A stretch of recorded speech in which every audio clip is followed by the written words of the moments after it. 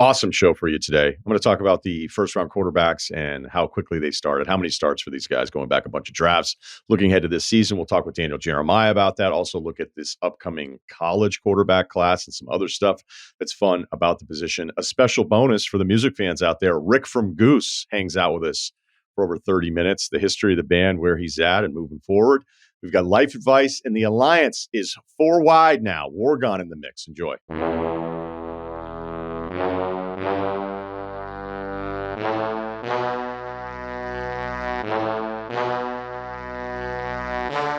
The Drake May announcement for the day is what? I mean, is it that big of a deal? No. Jacoby Brissett's going to start week one for the New England Patriots. May was probably, if you had to flip a coin on guys that you feel are totally ready or need a little bit more time, May's in the needs a little bit more time category. I think we could all agree on that. But what we should all agree on based on history, which I'm going to share with you here very shortly, is that all of these guys play. Okay. The majority of them play, and they play pretty quickly. And more often than not, they play more of the rookie season. And I don't know if it's the human nature element of this or the times in the past where I'd look at the first round quarterback and see where he was picked. And then it's like, oh, they sat him out week 1 and 2, or they sat him out the first 4 weeks, but then he was ready week 5. And maybe there is value sitting around watching the bullets fly for real on a live NFL Sunday, being on the sideline and then getting in there and the practice reps and all that kind of stuff. I can understand the value in all of that. But this idea of patience, which I think most of you know, and you don't need me to tell you, it does not exist. And yet we'll look at Mahomes every now and then as this outlier that proves that patience leads to success. So I want to run through a bunch of previous seasons, first round draft picks. This is going to be the bus thing all over again, although we love to update that at least annually. So everybody that was drafted in the first round at quarterback, we're going to go 23 through 17 and look at how many games these guys actually started, and we'll look at some of these circumstances of why that happened. So Bryce Young last year, 16 to 17 starts, didn't play week 3 because of his ankle. CJ Stroud started 15 games last year. Case Keenum started 14 and 15. Stroud was in concussion protocol. Anthony Richardson was the week 1 starter for the Colts, played 4 games, and then week 5, shoulder injury, out for the season. 22, the only first-round quarterback, Kenny Pickett, 12 starts as a rookie, didn't start until week 5. So that's the month-off approach that you have seen from other people. He replaced Trubisky, a.k.a. Mr. Biscuit, if you wanted to know if I was on Pro Football Reference all morning. 21, how about this class? The all-time warning class for first-round quarterbacks. Trevor Lawrence, week 1 starter, started all 17 games. Zach Wilson, week 1 starter, missed 4 games in the middle, came back. Trey Lance, we knew was an all-time project. Also hadn't played a ton, even in college. 2 starts, week 5 and week 17. Garoppolo was still there. And that was one of the cases. There's a few examples of this where even though the person was taken, the player was taken in the first round, you were looking at the current situation being like, okay, this isn't replacing Trubisky. This isn't replacing Case Keenum. This isn't replacing Andy Dalton. Like, somebody is going to be there and playing likely for the entire season. So Lance, only 2 starts, kind of an outlier. Justin Fields in that class, week 3 starter. He had 10 starts. And again, he replaced Dalton. Fields did get hurt in his rookie year. So Dalton feels a bit, if we wanted to update it to a current event with the Jacoby Brissett, Drake May situation, Dalton's career is better than Brissett's, but where Dalton was at that point of his career and where Brissett is now, I think is a comparable thing. You like that the backup has experience, has to get you through a few games, fine, but he's not holding off anybody that you've put major resources into. Mac Jones, the other quarterback in that class, he started week 1. He started all 17 games as a rookie. He made the Pro Bowl. And so did 10 other quarterbacks that year. 11 quarterbacks made the Pro Bowl. If a third of the guys at the position are making the Pro Bowl, I've talked about this before. You guys are smart enough to know now. Like, oh yeah, but he made the Pro Bowl 4 years ago. Yeah, what was it, the 7th alternate? 2020, Joe Burrow, week 1 starter, 10 starts. He was hurt by week 12. Tua, he sat the first 5 games, so the month-off approach, really kind of 6 games. Then he started 9 of the next 10, replacing, remember, Ryan Fitzpatrick. And that version of Tua was much different than the version of Tua now. Even if you don't love him now, the trust of what they would call in red zone situations under that regime, when you'd watch those games of the younger Tua, you were like, they don't think he's any good at all. And credit to Mike McDaniel because some of that royal jelly for him. Justin Herbert, he sat week 1 for Tyrod Taylor and then played the remaining 15 games. That was the Tyrod Taylor situation where before the pregame of Herbert's first start, he'd had the rib injury, took a shot, punctured lung, sued the team doctor.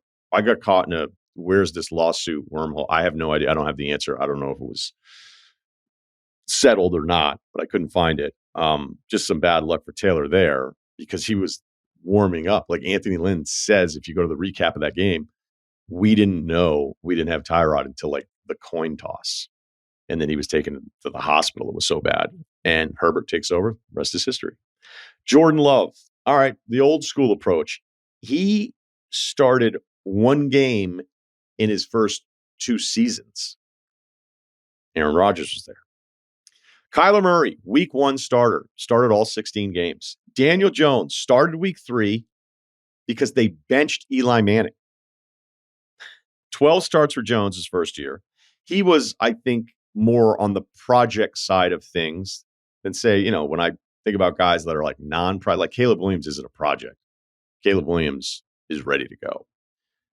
There are very few people that I would ever say that about because I think you can also apply like, oh, he needs more time. He needs more time. The NBA draft rolls around. This guy's been out of high school a year. It's like, oh, every one of these guys needs more time, but now it's on the NBA team to develop him and make use of that time. So none of them are going back to college.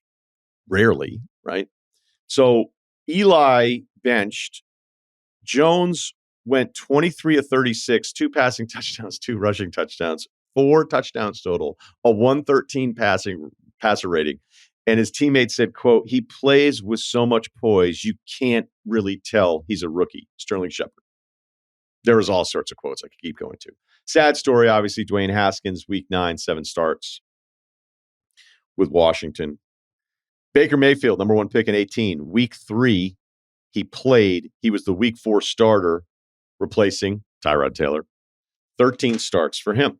Sam Darnold, week 1 starter. Maybe thought of as less of a project of some of the other guys that we're talking about. 13 starts. When he came out of the gates week 1 in a win, didn't put up huge numbers, threw for 300 yards in the second game, threw a couple picks. That was a Jets parade of we have our guy. There are so many dudes that have a few games early in their rookie year, and you go back, because I've done it, and you read the reaction, you read about like the problem has been solved. And I mean, what are a guy supposed to say? Be like, yeah, our guy threw for 380, no picks, week 3 of his entire career. Still could suck, though. Still, you hear Russillo's pod? Yeah, I mean, who knows? Numbers are good. Nice to get the W. Could still suck. So I don't want to quote to look bad 4 years from now. That's obviously not going to happen. Josh Allen played in week 1 when Nathan Peterman was benched. Started week 2, 12 starts, then got hurt. Josh Rosen, week 4 starter, 13 starts for him, taking over for Sam Bradford in Bradford's last season. Lamar, end of the first round, 7 starts. That was week 11. There was a week 10 bye for Baltimore. They're like, all right, let's dial it up with Lamar, taking over for one, Joe Flacco. And then the last class I want to look at here in 17, Trubisky goes number 2 overall. I think the ultimate not ready guy. He sat for a month, that month off rookie vacation, or internship is what I should call it, not a vacation because they're still working. 12 starts, takes over Mike Lennon. Then you've got Mahomes, 1 start, Alex Smith in place. Deshaun Watson, 6 starts, officially week 2. He did play in week 1. They benched Tom Savage. Remember that battle? Deshaun Watson or Tom Savage? And then he tore his ACL. So if we look at the numbers here, of all of these quarterbacks that went in the first round, 23 through 17, we've got 253 starts. Divide that by that number of quarterbacks. That's an average of 10.5 starts per quarterback for rookie first rounders. You want to mess with the numbers a little bit? You want to take out Mahomes, who we knew wasn't going to play unless Smith got hurt. And look, this isn't entirely fair, but I'm just going to do it to make the point. Trey Lance, we knew was not playing. We knew Jordan Love was not playing. Take those guys out. It averages around 12 starts per quarterback for first rounders in their rookie season. I think you already knew that there was no such thing as patience with this, because I used to, back in the day, look at when the top quarterback was, the guys that would, like Cam Newton's a really good example of this. Like Cam was not the locked number one pick all season long. I still think Cam's season at Auburn is the most impressive season I've seen from a quarterback. When you want to talk about a guy carrying a team that, even though you can fall for the Auburn, it's SEC, that team was not even close to as talented as all these other teams that have won national championships. And when I see some of these rankings, a decade later, of which quarterback carried his team the most and all this different stuff, like, I don't care what you think of Cam as a pro, but Cam 1 year at Auburn, I don't know that I've ever seen a player be that important to a team that ultimately won a championship on top of everything else. I mean, that's obviously the extra part of grading anyone for one season.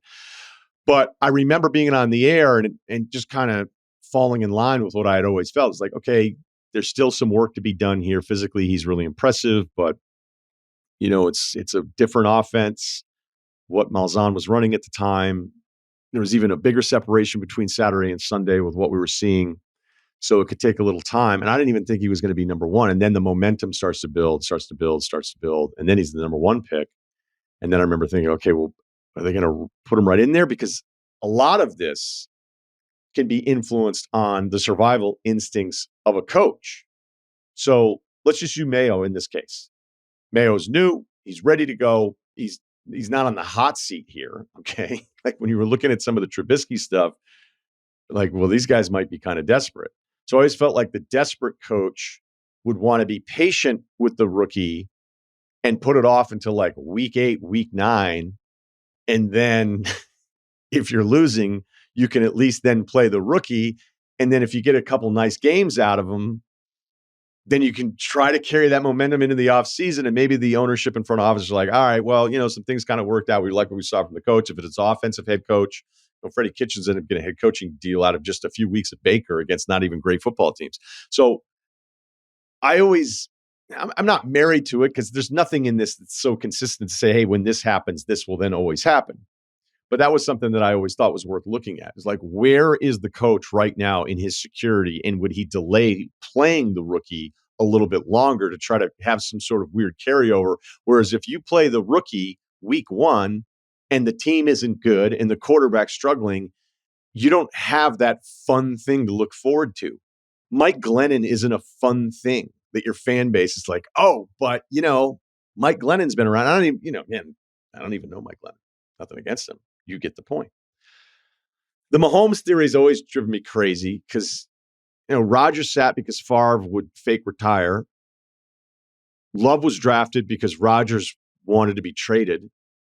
So the franchise, in that case, both of these things on the timeline with Green Bay, they're like, we actually just need insurance for what seems to be a rather dramatic episode with the guy behind center. So we don't really know what to do. So I don't know that Love is good because he sat. I don't think, even though we've had McShay come on and tell us that story about how Mahomes, less syllables, Mahomes couldn't identify the Mike linebacker. You know what? He probably would have been able to figure it out at some point. I think he probably would have, and he might have been able to do it week 3 with another team in his rookie year. I will never accept the idea that Mahomes is this good only because he sat behind Alex Smith the entire time. You want to tell me it helps? Sure. You want to tell me Andy Reid helps and Alex Smith and his personality, that Alex is like the right kind of guy to be sitting behind, because not every dude is going to be like, this is awesome. I'm going to train my replacement. I think there's a nice way of still doing it while being competitive. And I also think there's an awful way to do it, which I think Rodgers actually resented a lot with Brett Favre. To go back to that, I remember when Rodgers did an interview with us years and years ago, I asked him that question and he was pretty clear. Like, yeah, wasn't great. So there's no real answer because I will accept that if you're not ready, practice, not having that week 1 pressure on you, all those things. But I don't think a lot of these guys fail because they're thrown in there too soon. But we know this is all of these rookies in this current situation, right? Even Drake May, like it'll probably be week 5. The Pats aren't going to be any good. So they won't be good. They'll get asked about Drake May every single week. And then they probably give in after that 1-month internship.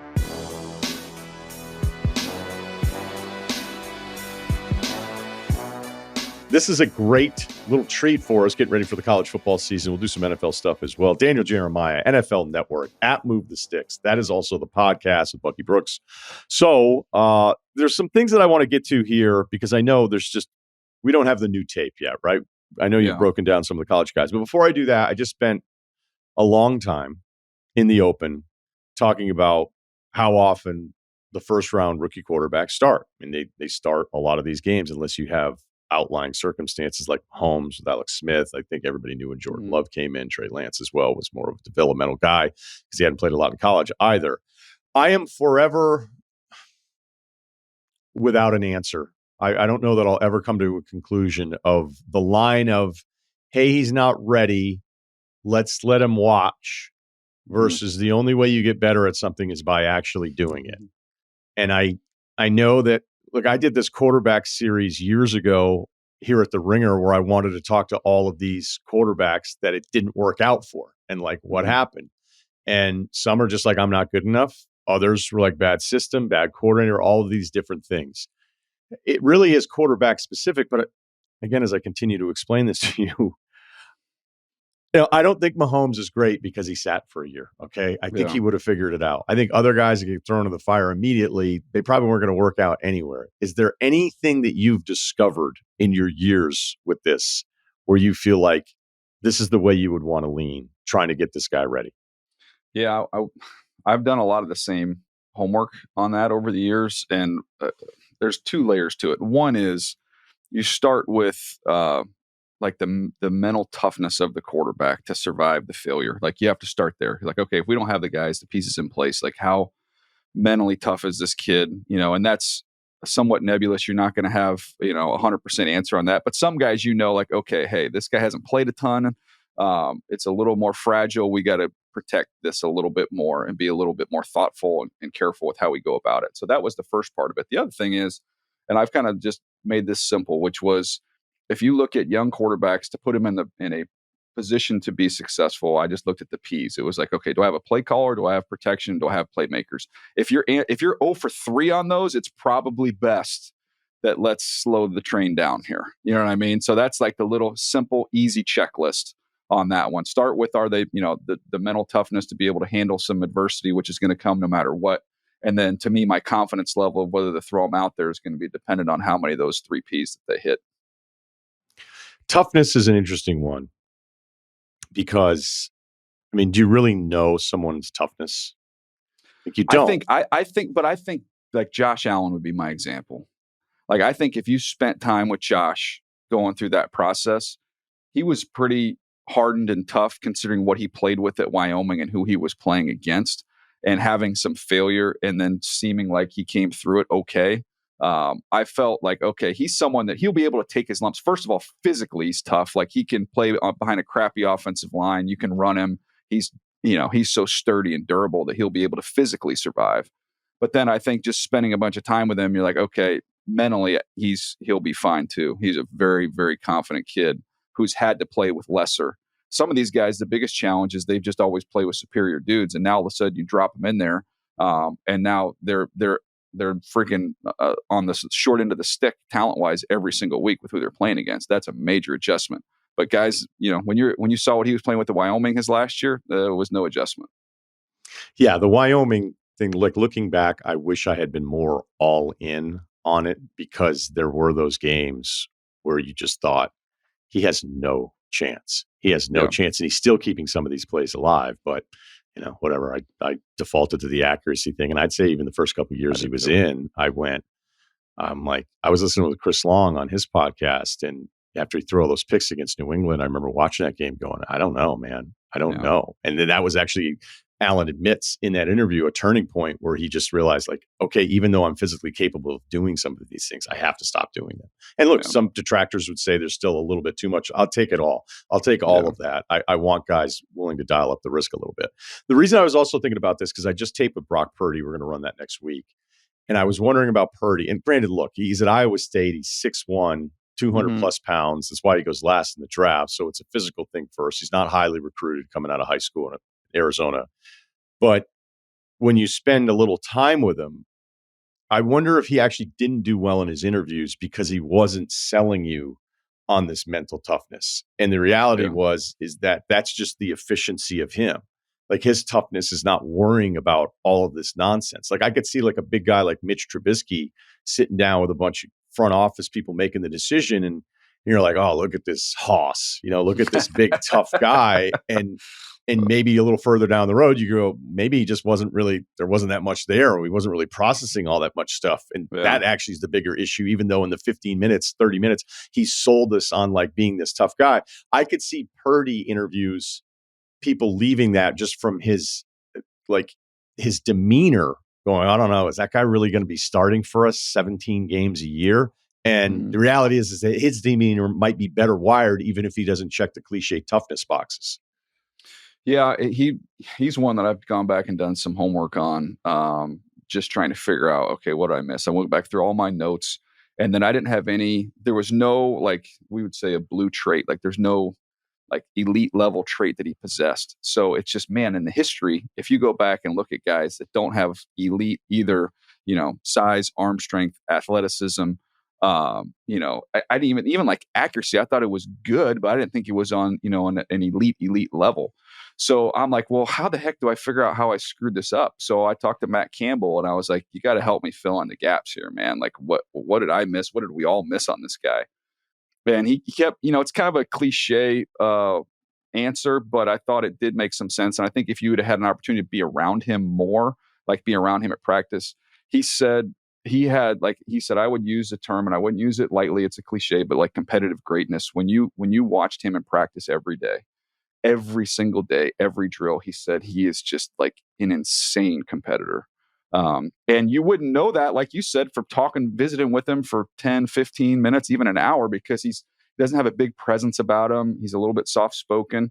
But he said he was a maniac as a competitor. So, I mean, that's, again, I'm like, well, I don't know how I'm going to figure that out for the next Brock Purdy that comes along, but it is something to dive into just in terms of talking to teammates. Like, what's he like in practice? Like, and if they don't have to, you don't worry about them. Okay, well, maybe they just wouldn't tell me. Like the guys that are the psycho competitors, there's going to be stories that are going to emerge if you talk to a bunch of their teammates. Yeah, it's funny you said that, because we take this part out because you use it in the recruiting stuff that we'll do like a couple times a year. But I asked him for his best recruiting story, so I'll just share it here with the audience as well. As he went to Bama as a preferred walk-on to visit with Saban. Mm-hmm. He told us that Saban was like, here's what you do. He's like, you're not all that accurate. And as Brock was telling the story, I'm thinking like, okay, like, did you even want to go to Alabama? And he's like, I just couldn't believe he was saying this stuff about me. Kind of like like he answered it in a direction that had way more to do with he hasn't gotten over the slight, which kind of speaks to what you're talking about. But the thing that you're talking about is also the impossibility of, you can have great connections with college coaches and all that stuff. You've got to worry about the coaches lying to you. If the coach dogs one of their prospects to an NFL team, and then that makes the rounds, and that's going to be used against the staff. So you really, really have to be like lifelong friends with these people to get the truth out of them. And even with that, if you don't have that kind of access and you're making a decision on the future of your franchise for 5 years, it's just really, really hard to think you know the person. One of the things that I've learned, and it's still hard to do because it's hard, like sometimes, to get access to this stuff, but teammates have been way more accurate with information on players. And sometimes it can be what they don't say versus what they do say about guys, but they don't have the professional guard up, and they don't have skin in the game for anything to get back to them like the coaches do, like you just mentioned, how that can screw a program. So if you talk to enough of them, and then the other side of it is, it's not, describe him or, 1 to 10, like those, that's stupid. I want stories. Like, don't tell me like he's the toughest guy on the team. Well, give me an example. Like, give me a couple stories of how tough this kid is. And I was like, oh, well, he freaking popped his shoulder out and then didn't come out of the drive, and then blah, blah, blah, blah, blah. Like you get those type of stories. And that's something that, like, I go back to Ozzie Newsome and my time around him. He was awesome at that, because we'd have an issue with a player and trying to figure out, and then all of a sudden he'd ask that one, hey, give me an example of him, maybe in the weight room, tell us about what he does in the weight room. And then you'd get specific stories, and it would either confirm or be in conflict with what the opinion we had in the room. Yeah, that reminds me of like two different stories, because I remember when when Burrow was at LSU, and the first game they played was against Miami. And remember, Burrow's first year at LSU was all right. I mean, LSU was thrilled. Yeah, because it was like, oh, there's at least a stabling force at the position here. And I guess in the pregame, there was this altercation with some of the guys from Miami, and Burrow just ran into the crowd and like slammed his hand on one of the dudes and said, "Take this L." And like the defensive guys on LSU were going, "Who the fuck is this guy?" Like, what? And it's also tough too, because then it's like, all right, well, now we want to try to model our selections and influence with that. It's like, okay, yeah, who's a lunatic on your team? You're like, okay, but I wouldn't want him in my locker room or anything. It's just forever hard. All right, let's start talking about this class. I was looking at the mocks for 2025 because I just like doing it as you get ready for the college football season with everything. Is Beck at this point, and I know that you've really, I don't want to put you on the spot here. I know that most of your summer deep dive is kind of the top quarterbacks, still very incomplete. So let's just get that out there. But as far as the work that you have done on him, where is he now going into this season? Yeah, he'd be the top guy for me. Number one overall. Yeah, I mean, just of the guys, I've done all those those top tier quarterbacks and looked at those guys. So he's going to have pole position for me coming into the process. Everything, and we talk about, okay, what are kind of the blue traits? He's got the size. He's got plenty of arm strength. He's really good foundationally. Like he plays with his feet in the ground. He's on balance. Obviously didn't have to do as much with what he has there. So that's where some of the gaps got to get filled in. But he's the prototype. He's a prototypical quarterback, and I don't know enough about him yet on the personal side of things in terms of leadership, intelligence, all that stuff. But just from a pure tape study, watching those guys, when you look down at your paper and you're like, okay, I always you're kind of writing this little summary, which is pretty basic and generic, and I'm like, all right, where's the bad stuff?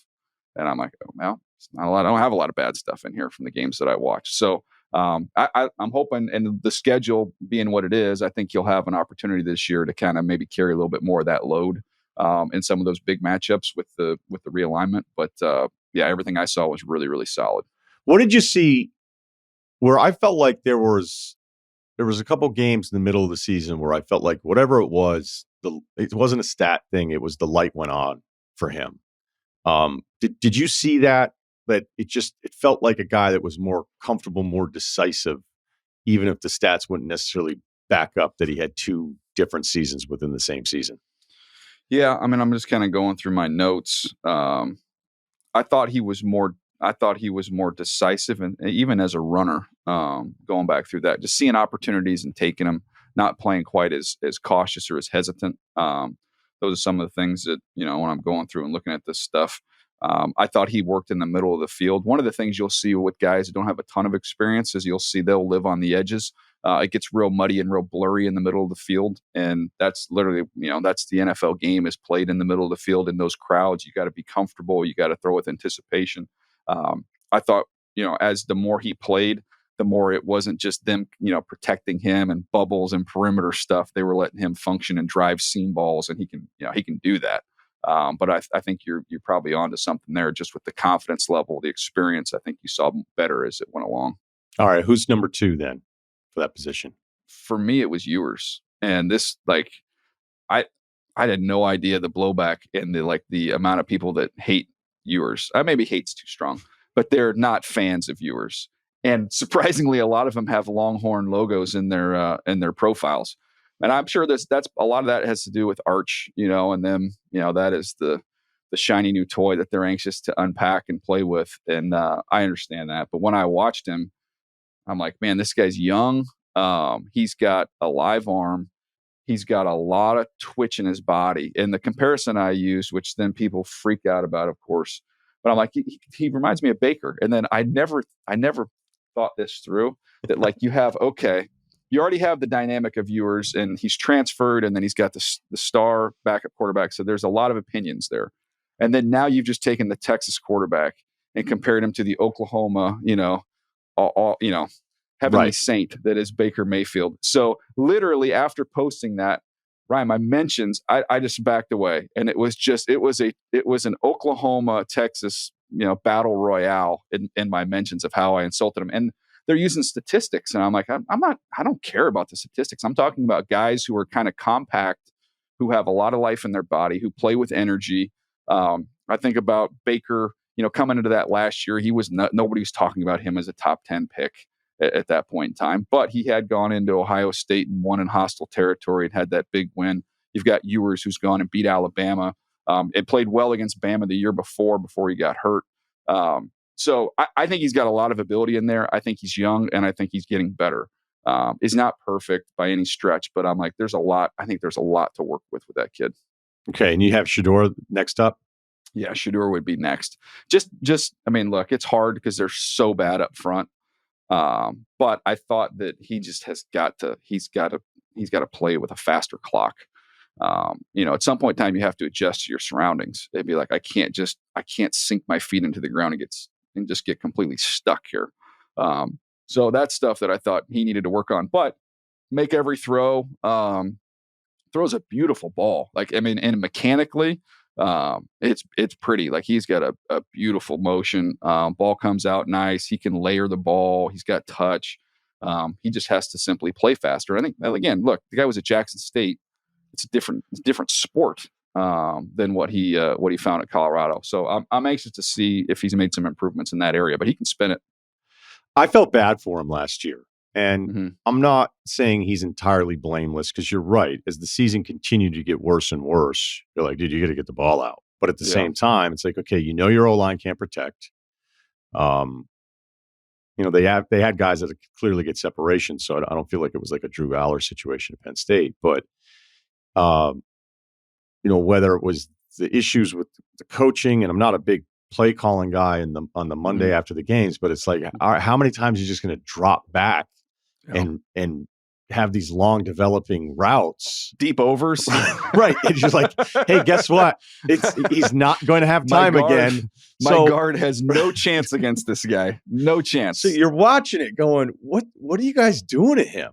But then at the same time, it's like, all right, well, where maybe imagine, I can't imagine anyone's running a power 4, now not power 5 conference offense where they're not giving you some kind of release valve with some of the stuff. But there was, I thought, before they made the coordinator change, I thought early in the year was the best that he played. Yeah.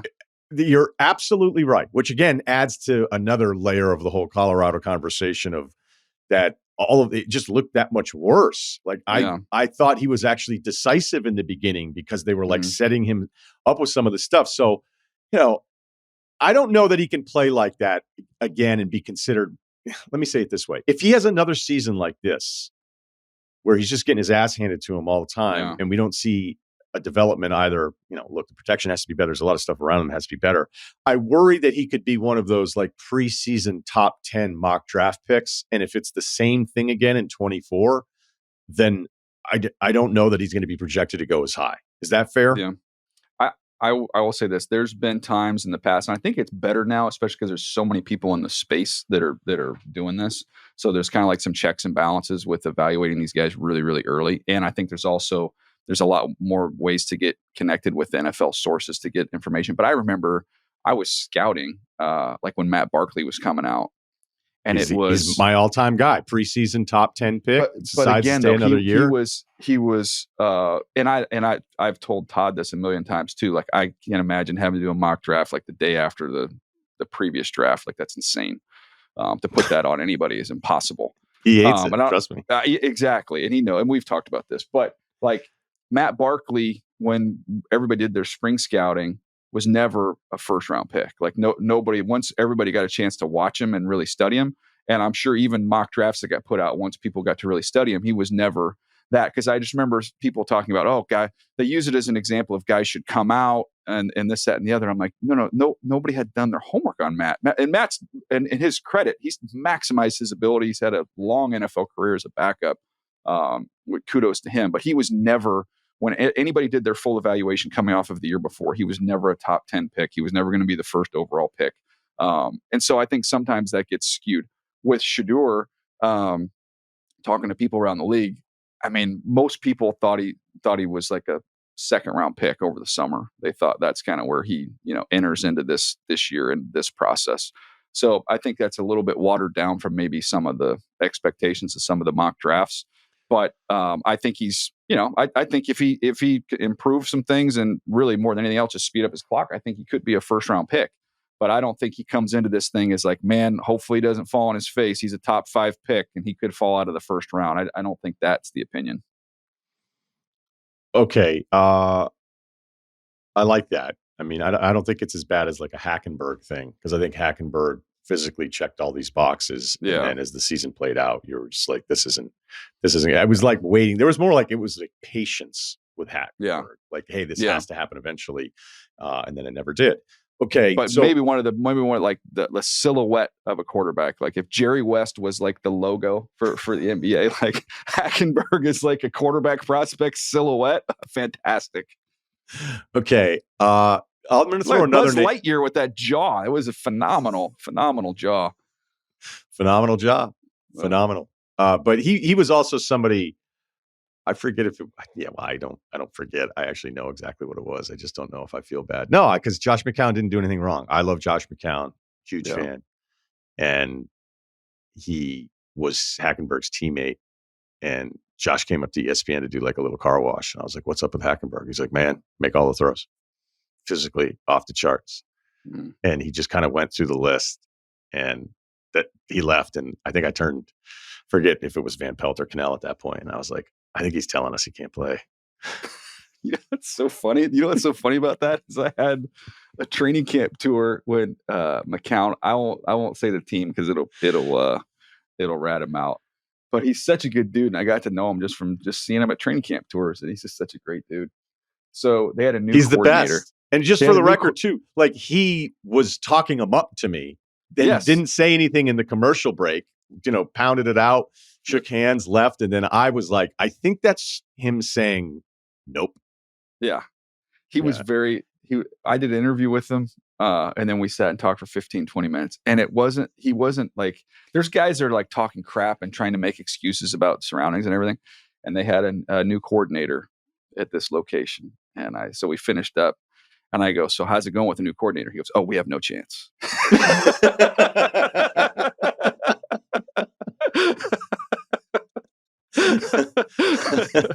was totally off the record. It was so harmless, and it proved out. He was very accurate. Wow. Yeah. My other one, and Ceruti, write this down in the repeated Russillo stories list, because this will be the last time I use it, was Larry Fedora with Trubisky. Fedora came in, did the car wash. Mm-hmm. Was like, what's up with Trubisky? Just been drafted second.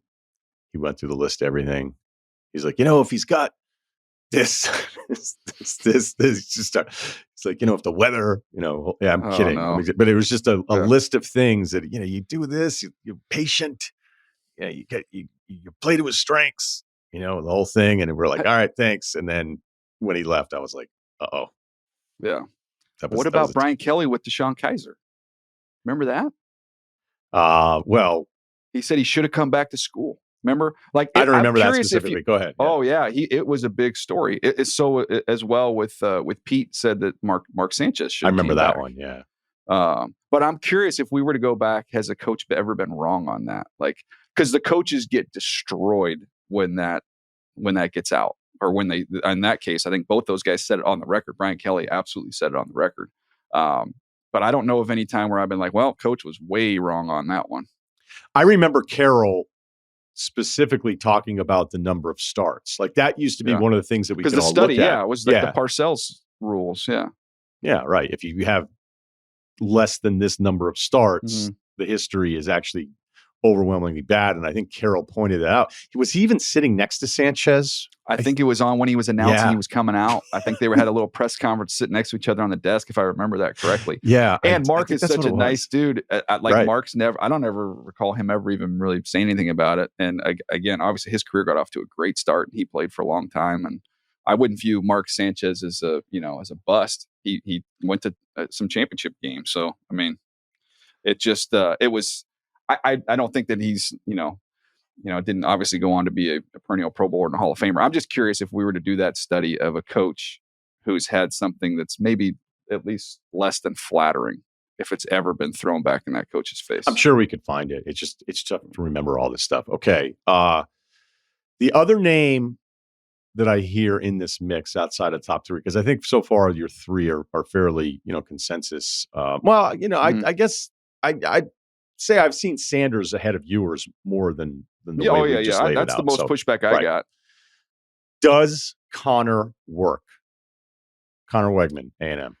Yeah, I haven't done enough on him. I just he just hasn't played enough too. Yeah, the one thing I know about that I can tell you about that situation is when I talked to guys on that staff last year after he got hurt, it was curtains, and they knew it. I mean, that's how much they knew he meant to what they were trying to get accomplished there.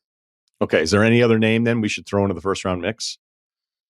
That's it for me. I mean, I've peeked at Aller. I haven't done enough work on him to say, one way or the other, but I did not come away from that thing. He was going to be a first round pick. The guy there's nothing from the two big games that would go, yeah, this is going to be great. And I mean, I've already referenced the lack of talent on the outside, but I mean, I think it got to a point with him where he was just like, his confidence was falling apart too, on top of everything else. So go ahead. Well, I'm excited about this South Dakota State kid. Again, I haven't done any work on him yet, Ryan. Do you have a name? Can you? Yep, there you go. Thank you. Again, I'll get all these to memory before too long, but that's one that's come up a bunch talking to guys that have done their summer work. And scouts said, you're going to have fun watching this kid. He's a fun watch. He's athletic. And I think they have Oklahoma State right out the chute. So that'll be one. Like if you ask me, ironically, like what's the game you're looking forward to watching once the game tape rolls in off of this opening weekend, that's going to be one of the first ones I watch just because I'm intrigued to see that kid. Let's talk Travis Hunter because he really is that dynamic. Is the value in him being a corner or a wide receiver for a draft pick? I think I'm on a limb on this one, but I watched a bunch of him over the summer and I liked him better at wideout. I just thought he's so electric and he can go get it. He's got unbelievable ability after the catch as well. He moves just like he's kind of got that lean body type, and the way he moves remind me of Garrett Wilson, of just like that kind of just wiry, explosive, fluid athlete. When I watched him at corner, I mean, it was just inconsistent. The Stanford game was not good. That was a rough one. But then I go back and look at it, and I think I wrote about it. He played like 140 snaps or whatever it was, and like an insane amount of snaps. So you got to give him a little bit of a pass on that, just because as a corner, having tired legs is going to show up a lot more than it would at wideout. But I liked him better. I thought this guy's a first round wide receiver who's got like elite upside at that position. After doing the draft and then watching it preseason, which rookie are you just like, I'm right and I'm so excited about it? Whew. I'm trying to think. I mean, I do the Charger game, so I mean, I'm like not like it was the hardest evaluation. Alt's pretty good. He's going to be fine. Turns out he's going to be just fine. The whole left tackle to right tackle thing, not a big deal. So felt fine about that. Quarterback wise, no, I mean, I think everybody. I don't know that I came away, disappointed in any of the quarterbacks. I think all of them played well. I don't think you can really learn anything. I've always said preseason's a liar, so I try not to take too much out of that. I would say, Bo Nix maybe a little bit better than I thought. Just the more I see of him, the more I'm like, okay, the arm is better. Some guys it's hard to tell that Oregon offense too. Like they're like, okay, no, the arm is a little bit better than I gave him credit for. So that would be one maybe on the other side of things. I'm trying to think of. Is there any? I mean, it doesn't have to be a quarterback or anything like that. Well, I mean, it's just so hard for the line of scrimmage play. Like the edge rushers, nobody plays. Very, very few teams play their frontline offensive line, and there's zero depth in this league. So, like, I'm stoked for Booker because I liked him a lot. The edge rusher from Kansas that went to the Bears, who was borderline unblockable. I think my comp was he was a Kirkland brand Max Crosby. And Kirkland's a solid brand. I mean, that stuff will last forever. It is a solid brand. Yeah. It's a good golf ball. It's fine. Paper towels, fantastic. But he was awesome in the preseason, and I'm excited about that because I liked him as a player. But then I'm also reluctant to go all in there because I'm like, I don't who's he rushing against here because none of these frontline linemen play, and there's no offensive line depth in this league. I hear the irons test like incredibly well. Like it's hard to get your hands on the Kirkland irons. Yeah, I've watched videos on all that stuff, and there's a pretty good chance I probably could have saved a lot of money just being like, but it's just That's a tough one, though. It's a tough one you pull out of the bag. The one time I got invited to Bel Air, I just don't know how it would have gone over. Being like, all right, like which ones are yours? Mine are the Kirklands, the stiff ones. Stiff ones. It tells you a lot about your comfort level with your friends when you're playing golf is when you're looking for your ball and you find a Kirkland and you're like, do I pocket this thing or do I throw it back? I feel like, all right, let's just end here because I went a little bit longer. I don't talk a ton of fantasy, but I loved your excitement about landing Brock Bowers because I went all in. I think oddly he's almost becoming overlooked because the Bowers, especially with the tight end personnel, and like we can get into the Minshew O'Connell part of this. I would be surprised if Bowers doesn't have a few moments his rookie season that remind us of why he looked like maybe the best football player in all of college a couple years ago. So here's my visual for you on Bowers. I went out there and saw him at training camp and obviously saw him throughout the whole draft process and loved him. This is the way I would explain it. If you went to a Raiders practice, right, and they put Brock Bowers in 88 and he lined up at receiver and ran and went through all individual drills with the wideouts, he looks the part. If you put him in 28 and put him in the backfield and let him go through individual drills with the running backs, you say, hey, one of those guys is a tight end. You're like, I don't know if I can tell you which one. Like he's that type of an athlete. Like he just kind of can. I'd probably pick the white one just to guess, but go ahead. I mean, yeah, that's fair. That's fair. Fair enough. Although if I had to, if you were telling me to guess, right? the Chiefs have Steele now, so they're that's a white running back is making a dent there, and with Andy Reid there in Kansas City. Right, the Raiders have the New Hampshire kid too, right? Oh, Lobby, yeah, Lobby, yeah. So maybe I wouldn't get it right. You wouldn't have known. It's 50-50, man. He's got a shot of sneaking through there. But I think the bold statement I'll make, and I know Devontae Adams, obviously everything he's accomplished. I think Brock Bowers will be their best offensive player this year. Whoa, that's spicy to end this. So, of course he's hurt, so who knows? He'll probably get 9 balls this year.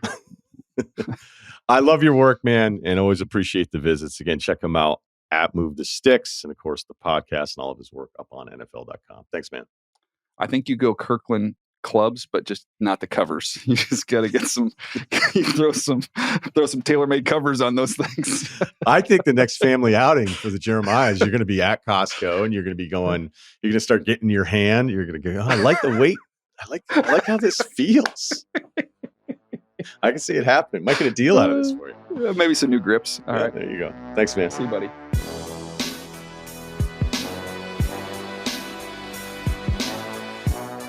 The band is Goose, and Rick Mitarotonda joins us now, who, look, man, this has been a lot of fun watching the story, watching your journey, and that's kind of where I want to go with this. I'm going to see you guys when you're out here in LA in a few weeks, so thanks for doing this today, man. How are you? Great. Thanks for having me. So I always, I like asking creative people that become successful. The first time, whether they saw a movie or something like that, but what was the first music that made you feel something? Man, when I was really young, there was a lot of music that impacted me. There's a lot of stuff that I don't even remember. I remember like being in like one of those kid seats in the back of my mom's car and just stuff being on the radio and like seeing things around it and stuff. So I was always drawn to it. It was always affecting me. But I think like in the 90s, the Discman scene, Sure. was pretty hot. I would get like CD, I think one of my first CDs was like the Space Jam soundtrack, or like In Sync, or anything. A lot of stuff. It would impact me a lot. I like The Offspring was one of an early CD I remember having, and the Dave Matthews thing, which is funny. I've been having like a big Dave Matthews resurgence recently. I was at like a party a few weeks ago, and they were playing the Central Park concert at this party, and I was like, man, I forgot how just good this stuff is. So like I've had this the past few weeks, I've been like digging more into his discography and kind of have just a different lens now, because I grew up with that stuff a lot. So kind of studying his career at this point is a really fascinating thing to me. But So yeah, just, a bunch of CDs in the Discman is like its own world in there. And that was kind of the thing when I was a kid. Were you the band guy? Like in high school, it's like, okay, he's the guitar guy, or he's gonna be in the band. Like, were you that guy I more was, so than the I rest of your was, friends? I was a band guy. Wouldn't say I was the band guy, but yeah, I was definitely a band guy. I'm glad you said. Go ahead. I played in bands, and that was definitely my thing. I'm glad you said that about Dave, because I feel like Dave Matthews gets a tough rap now because he's been around so long. And then I'm, late 40s. So somebody's like, oh, you're going to see Dave, and like younger generations are just kind of make fun of it. And I'm like, I'm telling you, the first time I heard the notes from this stuff from a bootleg tape, and I remember I was going away to college. It was a summer before I was leaving for my freshman year. So I'm 18. And I heard these sounds. I'm like, what is this? And I was begging the guy. I worked at a CD store locally, and I was begging the guy. I was like, I'll give you a discount on CDs if you can bring this tape in so I can dub it tomorrow, because I have to have it before I leave for college. And there was no like ordering anything online. And then he was like, oh, it's Dave, man. It's Dave. It's Virginia. And when we finally got around, like I got the CDs from Bama Rags, their independent label out of Virginia. I made the content. I don't even know how I researched this stuff because there was no internet. And I got the CD that you'd stare at, like those magical posters. And I would play it when I was back home. I would play it in the shop. And within a minute of every song, random people that would be all over the catalogs of what they would be interested in and be like, what is this? And I'd be like, oh, it's Dave Matthews. It's the best one. And they all would buy it. We would sell out of it nonstop, because there are those moments where you hear something that you just know this is different. And that was so full and there was so much going on there. So I'm very defensive of him with younger generations just goofing on dudes in just, dad sneakers going outside to have a few beers. The connotation is such a thing. Anything that gets crazy popular for a period of time, it kind of ends up taking a lot of heat, I guess, in some way or another. And there's a lot of people just associate Dave Matthews with a certain crowd that they don't want to identify themselves with. So, there's that. But like, the fact of the matter is, whether you like it or not, that stuff is so creative. That music is so creative. His guitar parts, his vocal melodies, his lyrics, like the band, they're all killer musicians. The whole thing, it's like, what you like is, that's one thing in and of itself, but it's good. The stuff is good. The music is sick. I don't know. I dig it. Hey man, we are on the same page. And it's the kind of thing I'm like, hey, you cannot like it, but you can't say you can't say it's bad. Yeah, okay? There's a lot of really interesting things going on there.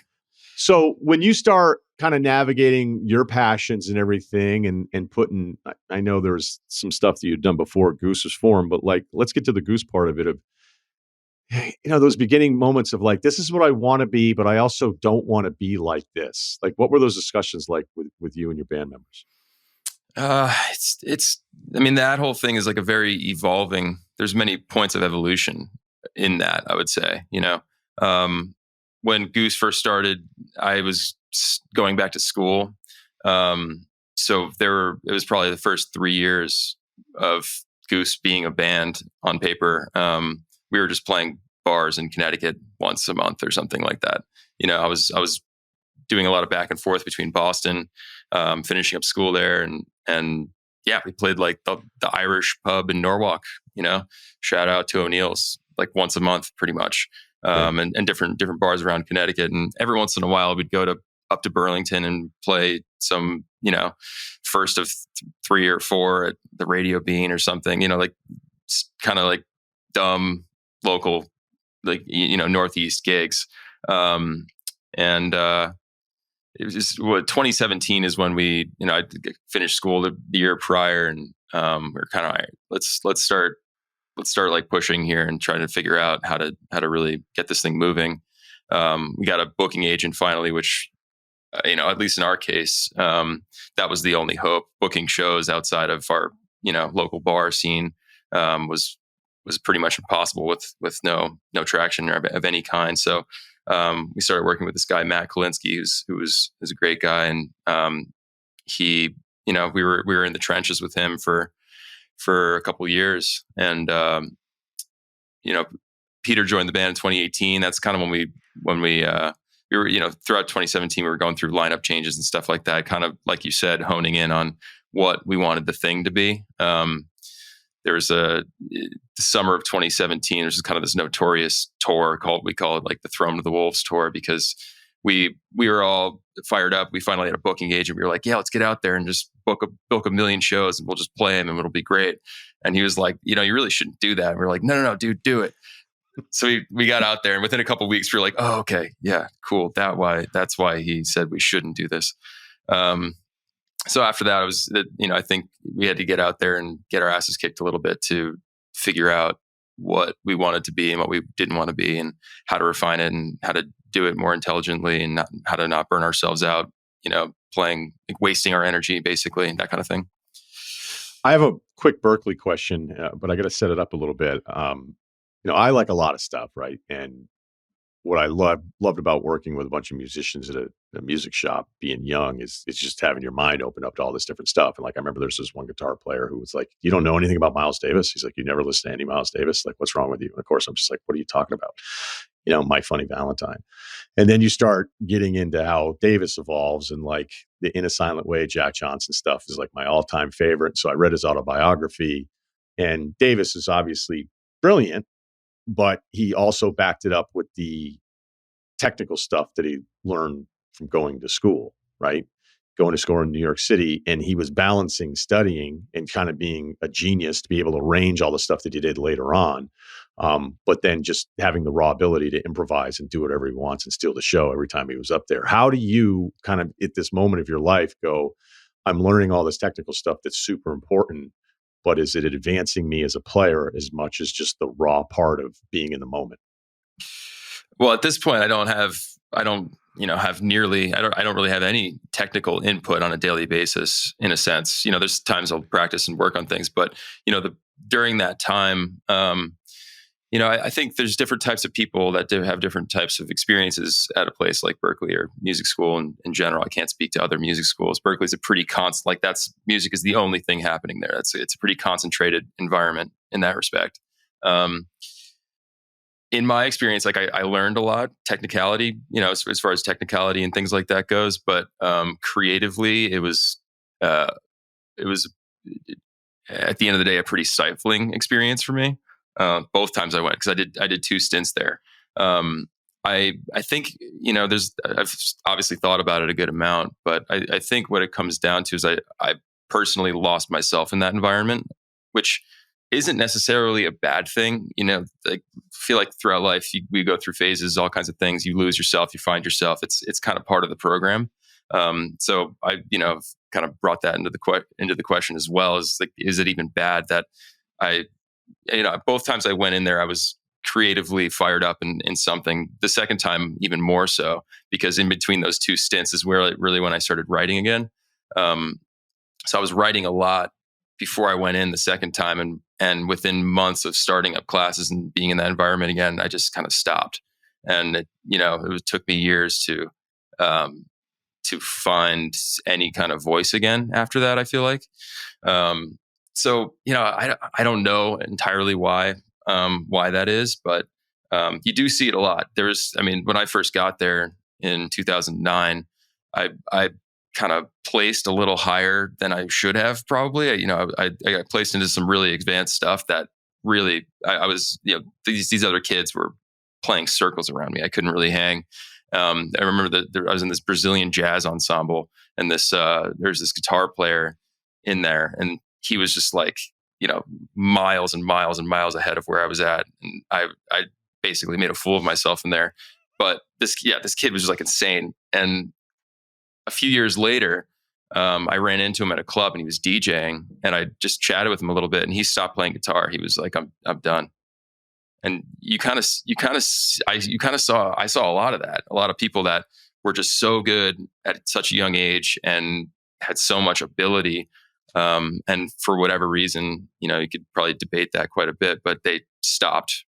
They lost the fire. They lost the drive to make. So, it's really not, ability and talent are such different things than artistic drive or fire or the need to create, the need to make. Those are two very different things I've found. I remember, one of my guys that I think still has like a special subscription to jambands.com or something. Like he's just been on it since day one. He's never wavered. And he's like, he's like, you got to check out Goose. And, for me being at UVM and being in Vermont when the Fish thing really took off, like I loved him those last couple of years in high school. Got there, was like, this is going to be awesome. And then it was almost like too much for me. I was like, I like him. I don't like him as much as you do though, I guess, and then I'd have like kind of these different phases where like in the beginning, like Colonel Bruce and obviously Widespread and some of the other stuff, like I just couldn't get enough of it. And then I think I like OD'd on it there for a little while. So discovering your stuff years later, like I just think I was ready for it. And that's what I've really enjoyed about it. Like I got the heads up. I was kind of indifferent. I was like, I don't even know if I can do this all over again. That might be like a different time in my life. And that's, look, I have you on, so obviously I'm a fan and I don't want to seem like I'm totally kissing your ass here, but I do feel like you have found a way to stand out without like trying to stand out a little bit too much. I don't know if that makes any sense, but when I feel like there are jam bands of the past, you get kind of unfortunately thrown into that bucket, but this is the way it works. Where some bands, like I just remember being younger being like, key change, dude. Yeah. Like, see it? Like, like you're just such a dork about it because you're younger and you're trying to tell people like, no, dude, there's a time change right there. It's 3, and you guys are clearly capable of doing any of those things. But I think what I've loved about the stuff that I've listened to and what I've watched, I was like, it really feels like the structure of it, like this, you're not trying to show off even though you're capable of it. It just feels it's easy. Again, I'm getting a little too deep here. I think you've discovered some kind of groove that kind of works for everybody in the room and keeps the energy in a way that just works. And I think it's why you're standing out right now. I appreciate that a lot, man. Does that make any sense, or did I just, I don't know. Yeah. I think so. I know what you mean. I think. Just pretend you do. Yeah. I'm with you. No, it's I guess I think a lot of that stuff. It's like you can try to force things. You can try to think about, okay, what would it be like? What kind of music? What kind of expression could we make that people would really like? And it's you can't. You can do that, but it doesn't really work. I think I think it comes down to like what is your lens? Like what are the things that have affected you, and what are the ideas that you're having? What are the things that come to you? I love Fish, obviously. I love the Dead. I love old jazz. I also love a lot of pop music. Like there's a lot of like there's a lot of pop music that affects me that I just love a good song, love a good pop song, even when it's not all of it, obviously a lot of it's pretty whack, but there's but look when Party in the USA came on, I didn't turn it down.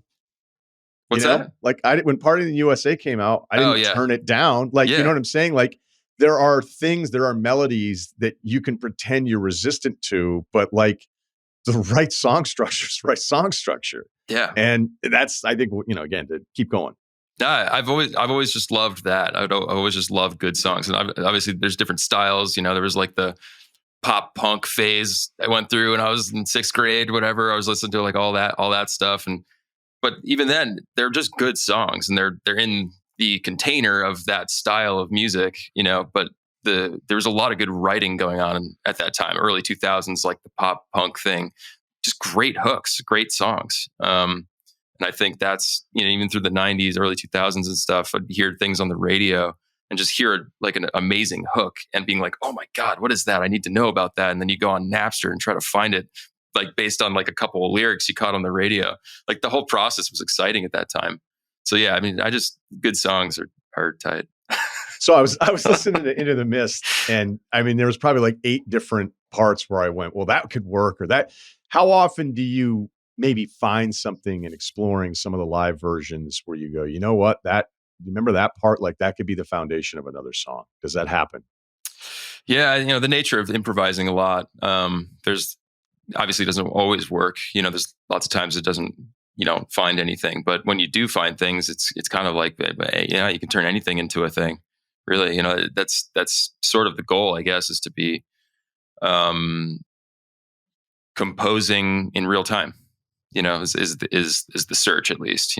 Whether you achieve it or not, it's a different story. But that's the intent, I suppose. So yeah, I mean, searching for cool melodies and stuff while we're in a groove, in a jam, or whatever it is. That's kind of the game.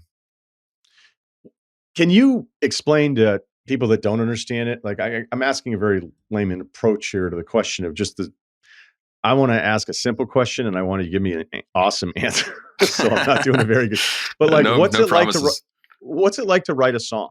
Like, are there different inspirational moments? Or hey, I want to write a song about this thing I'm observing.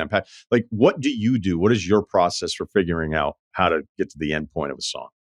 There's so many different ways to do it. And there's so many different ways, different inclinations that different types of people have. Like, there's this guy, one of my best friends, Matt Campbell, that I write a lot of songs with, that we've been working together since, been writing together since 2011, 2012. We started the band that kind of preceded Goose together.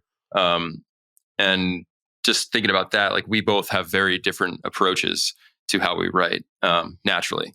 Our brains just work very differently, and that happens to be a very symbiotic thing. Like, we have a very synergistic relationship in that regard.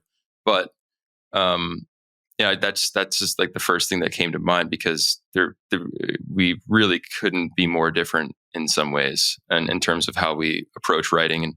And a lot of people, like, a lyrical idea might lead the charge, and then they put it to music. When I talked to Sturgill, I guess that was earlier this year, I kind of met him and was hanging with him in Mexico in January this year, and it sounded like that's largely his process. He just wrote words, wrote some kind of story, some kind of thing, and then would just kind of put it to music. And that part, that aspect of it was easier for him.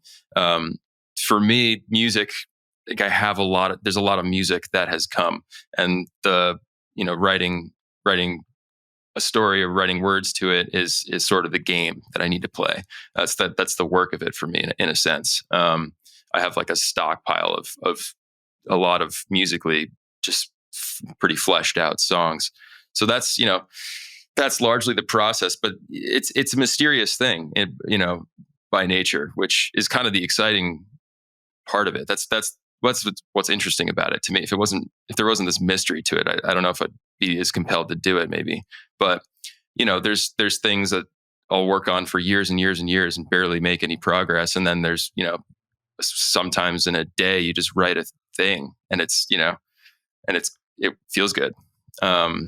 So there's really no one way. There's so many ways you can come at it, and maybe not. I don't know if that's the answer you're looking for there, but it's a good answer. No, it was a good answer. Because I'm not really sure how I want to ask. Like, anytime I think about somebody who's come up with something, it's like, okay, well, how did you come up with it? I mean, that's just the right way to ask it, but you don't always get. I thought that was a great answer.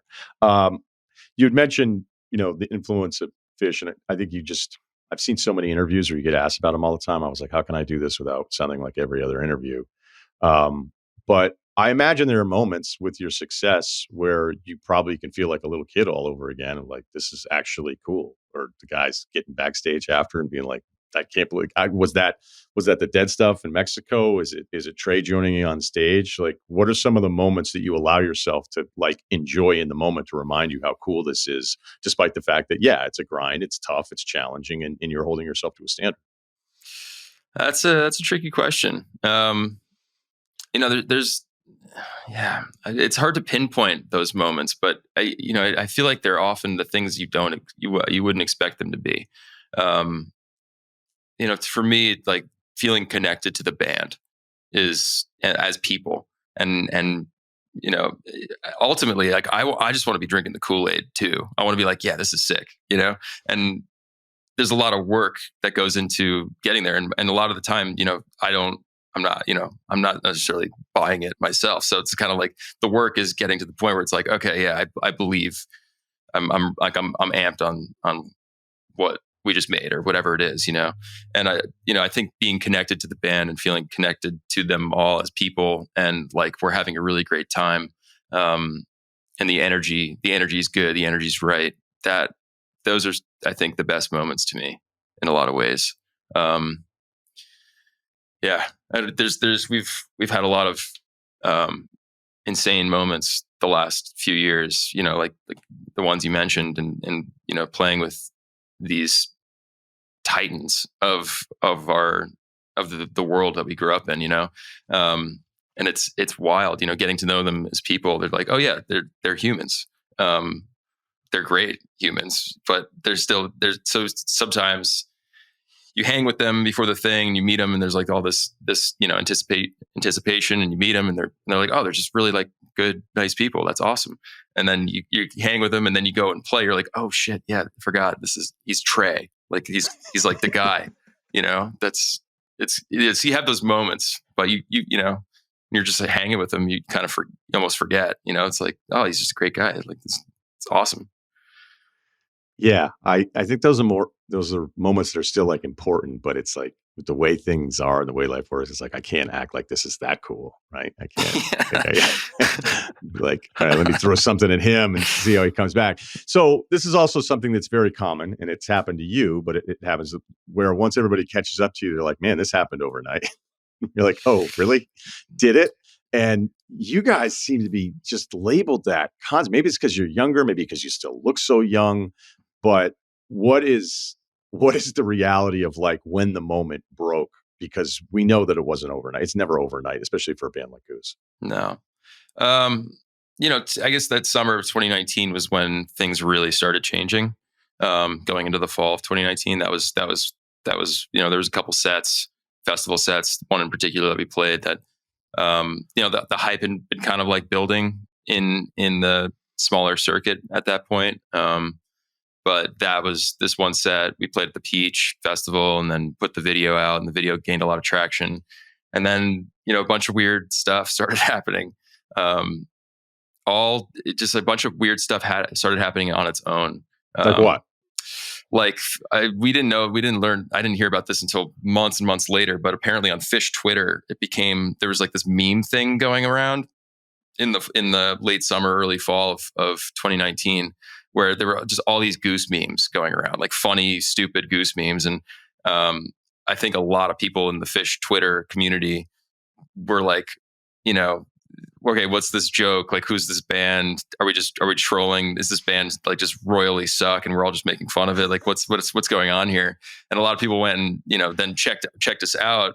And there was this, this video that was gaining all this traction at that time. And I think that, in some ways propelled things. And there was a bunch of things, kind of like confluence of a bunch of different things at that time.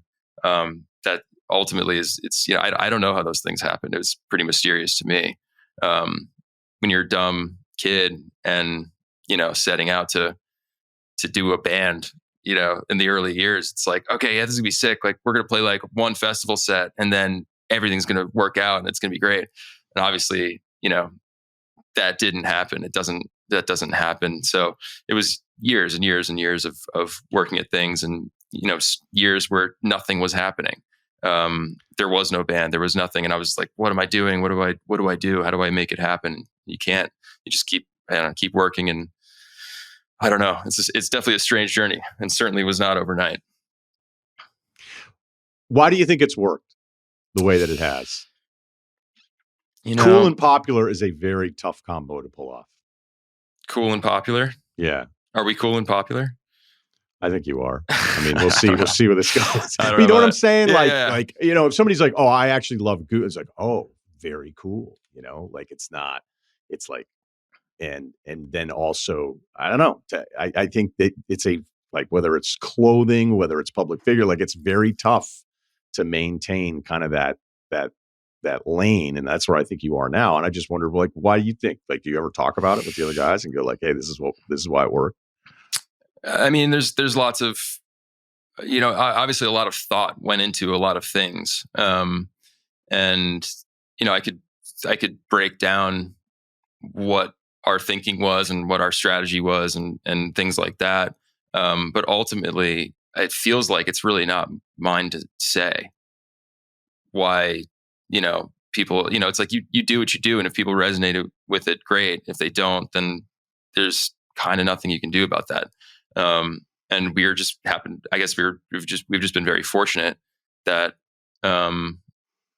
we found, we caught a good wave. Like to what a lot of people have, it seems like, have found to, come to think that it was a very unnatural thing, and the way things progressed over those couple of years, where the ascent was pretty steep at certain points, and there's a lot of the criticism is, as the opinion out there is that it was unnatural, i.e. funded and whatever, which wasn't the case, but right, that it's I don't know, like we had a lot of ideas and about how we wanted to do it and what we thought would be a good thing, and but ultimately you make what you make, and it works or it doesn't. But the point of it should not be whether or not it works, in terms of people, you growing a big fan base or something. The point of making something should be, does it fulfill you, right?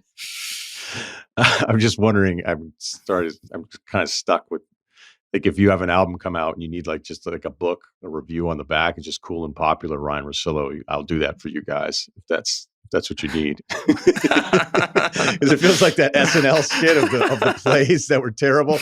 And I meant it as crafting, it's kind of hard to serve both, because you become too popular. It's like, oh, whatever. And then it just came out. I was like, God, I feel like I'm talking to somebody half my age, which is not entirely off. I've joked. Go ahead.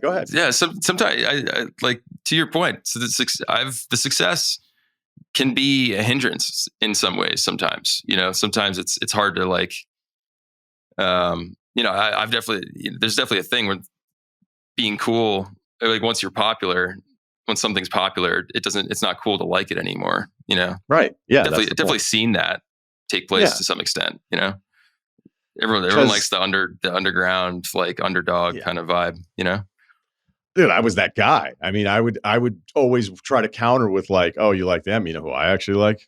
Like, I'm still arguing about Colonel Bruce and the Aquarium Rescue Unit. Like, they actually were the most talented band. They're like, all right, they're insane. No, they were, because I'm right. But this actually leads to a question that I want to finish with. So I'm going to just plug a couple other things in there.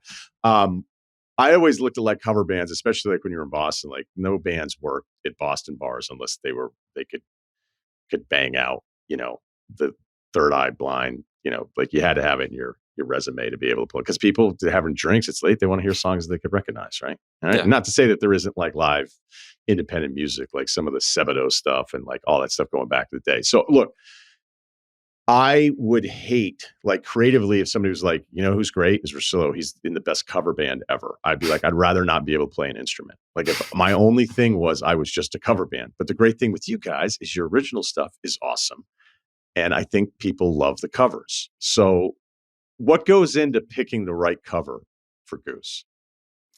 For me, it's just an emotional thing, or experiential thing, maybe more accurately is, anything. There's kind of different categories of covers that we play. I would say Rock the Casbah is so much fun. Yeah. There's the category of stuff that slaps, but also is maybe kind of a joke.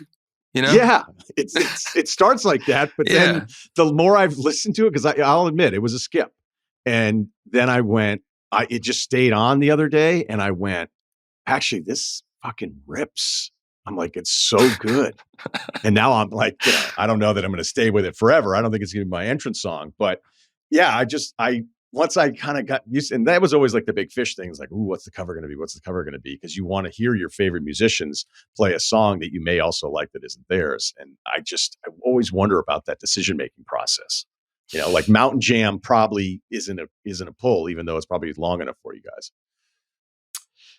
What's that? Mountain Jam? Yeah. Allman Brothers Eat a Peach. It's oh, yeah. Right. That would be long for you guys.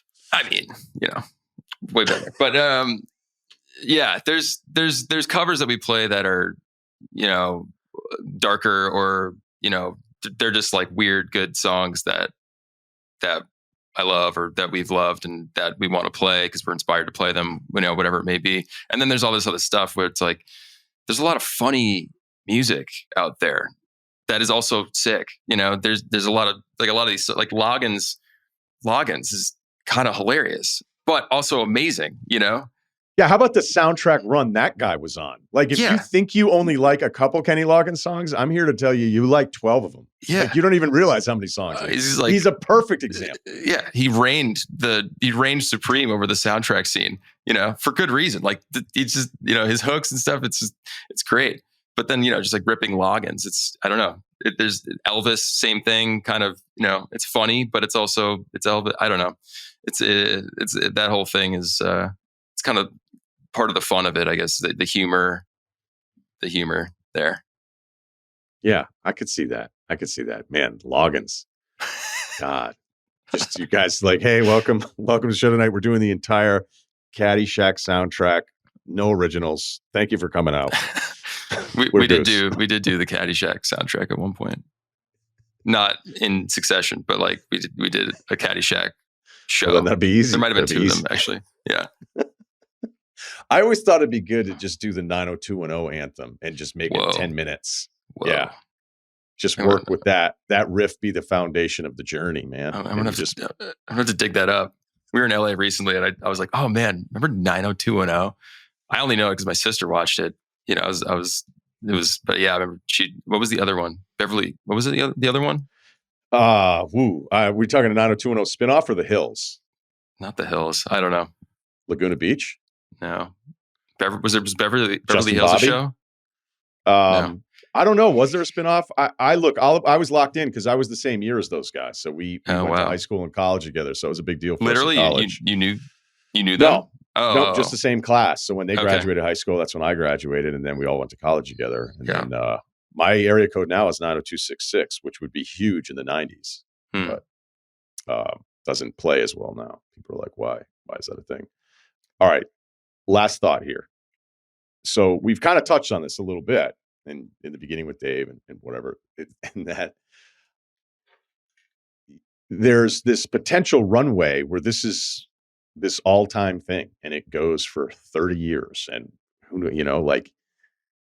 but that's what everybody you would think would want. Do you ever have moments you're like, wait, that actually scares the shit out of me a little bit? Not really. I think you can. I think the artists that I look up to, a lot of them have paved their own way. Like, I think if you're smart about this thing, it kind of seems like you, as time goes on, you build it around who you are and as people, and what your needs are as people.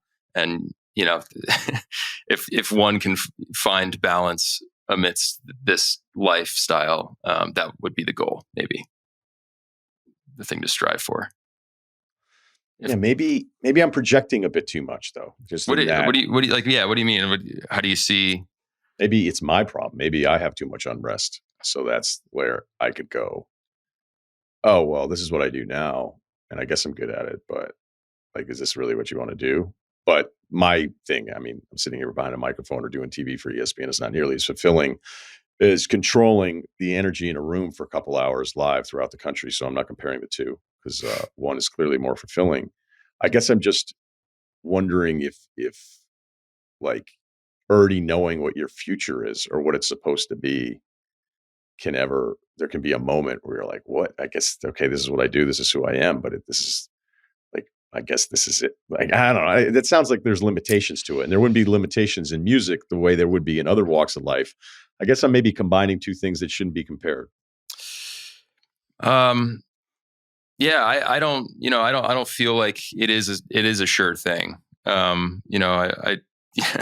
Things could fall apart at any point, it all could go to shit at any point, so it's not like, there's still a lot of mystery in it to me. The artists that I really look up to have evolved throughout their lives. and continue to push themselves. So that's the kind of thing that inspires me and makes me want to keep going. Is the unknown.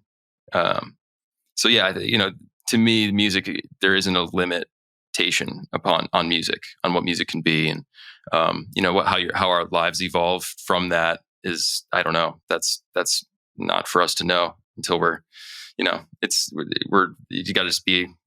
This is where we are now, and that's just do the best we can with what we got, I guess. But music.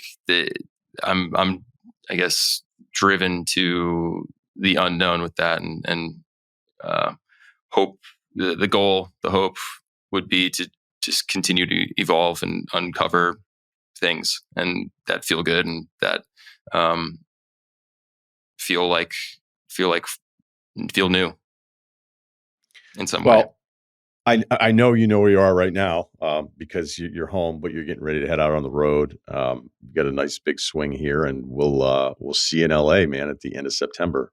And I can't thank you enough for this time and just getting to know you here for a few minutes. So thanks again, Rick. Yeah, thank you, man. Thank you for having me. Thanks for taking time. All right, check him out, Goose. And like I said, maybe just grab a hoodie if you can't see him in concert.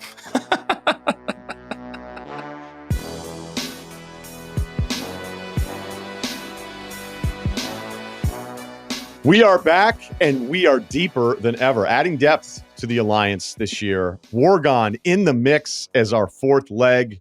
Last year, the overall alliance numbers were good. The collective was not. What do you mean? I had a rough start. I figured out mid-season that the point was like, dude, you want all of the legs to hit. Like, don't just throw out a cool one. That was sort of mid-season. I'm glad we figured that out midway. Embarrassing on air. I guess I knew it, but he was just like, why? What is this weird Florida State alt? Why are you making them do this? It's definitely going to crash it. So once I kind of got that under, I think maybe we won a few alliances together. Wait, so what did we do well with? Oh, we did. Ceruti won the NBA alliance, right? I did. But I had a. I think I started. And we were. I think I started like 1 in 10. I'm just trying to remember. That was pretty bad. Yeah. All right. Never mind. So you won the NBA. So the most recent thing was positive. So that's why I was thinking about it. And I think our overall NBA numbers, the collective of the alliance hitting was good. College football, you're right. You two guys had a rough season, and I came in captain 500 again, right? I think we hit week 1, and then we just didn't hit for like basically 10 straight weeks. Yeah. But I think we hit twice last year. It's not so much about what you're wagering. It's more about support for just liking our vibe. Yeah. So that's what we really like about. Yeah. It's about friendship. I think it's really the friends you make along the way. Yeah. The journey. There we go. Rich in friendship. Wargon, you're a Penn State fan. Do you hate doing this podcast? Hate it. Yeah. He did like the Hackenberg nugget though, so that was good. Of course. So fired up. Talk about Hackenberg. Where do you actually think I'm being a dick when I talk about Penn State? No, I feel the same way. They can't beat anybody. Thank you. That's why we like Wargon. Yeah, there you go. I didn't even know that. I had this whole time. I knew he was a Penn State fan. I had no idea if he was like, "Oh, cool, Russillo's doing the other Penn." And the problem for Penn State fans, it has nothing to do with Penn State. It has everything to do with any team that has that resume that now will be eligible for a college championship. That's my whole point. It's the same way as I thought LSU you were going to be arguing if it were 12 teams last year and people would have said, "Oh, LSU was in the mix." I'd be like, "Why?" So. Same thing. They did beat Missouri, though, which would have been the best win for Penn State's entire season, but we're just not going to get into that. 24, we're turning the leaf, ready to go. See if Allard get that confidence back. See if the receiver gets the separation. Positive vibes. New OC. Let's go. All right. Who wants to go first? Let's let Morgan go first. Well, let me just lay out the parameters too. No, I'm just going to lay out the rules. Yeah, let's do that first, and then Wargon can go. But basically, last year we did 3 picks. This year we're doing 4. That's Wargon's getting in the mix. Great. It'll be a 4-leg every single week. 4-leg bigger parlay. Payout. Well, so we're going to try to get to like the plus 450 range, right? So we're going to take some alt totals. Yeah. You don't have to bet. So all of ours are either alt or money line things. So did so well last year, making it harder. Yep. Yeah. Let's just, exactly. We just like to test ourselves. Good character too in easy. This group. So 4 bets. Morgan, why don't you kick us off because you're taking Penn State. Yeah. I hate to make the homer pick week 1, but Penn State minus 3.5, the number's too good. Only minus 200. They haven't not beaten a team not in the top 10 by 3.5 since 2022. Research. Whoa. Research. Yeah, I like that. They're at West Virginia, but I think they can get it done. I'm still a little high on Drew Aller. We'll see. Okay. All right. Kyle?